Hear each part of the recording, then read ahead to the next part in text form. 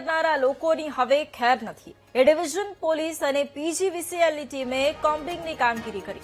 શહેરના લક્ષ્મીપરા, પોપટપરા, કૃષ્ણનગર અને મીણિયાવળમાં ચેકિંગ હાથ ધરવામાં આવ્યું. 125 જેટલા મકાનના તપાસ કરતા 1.25 કરોડની વીજ ચોરી ઝડપાઈ. પોલીસે બુટલેગરો, હિસ્ટ્રી શીટરોના ઘરની પણ તપાસ શરૂ કરી. પીજીવીસીએલની 40 ટીમ અને પોલીસના 100 જવાનોએ ચેકિંગની કામગીરી પણ શરૂ કરી છે.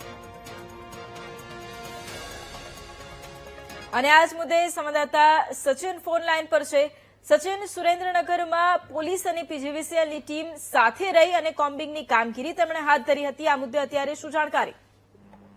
જો વાત કરવામાં આવે તો સુરેન્દ્રનગર પીજીવીસીએલ તેમજ પોલીસની ટીમ દ્વારા ચેકિંગ હાથ ધરવામાં આવ્યું હતું. શહેરના પોપટપરા વિસ્તાર, લક્ષ્મીપરા, કૃષ્ણનગર અને મિયાળાવાડ સહિતમાં ચેકિંગ હાથ ધરવામાં આવ્યું હતું, જેમાં 1.25 કરોડનો વીજદંડ ફટકાર્યો હોય તેવું પણ સામે આવ્યું હતું.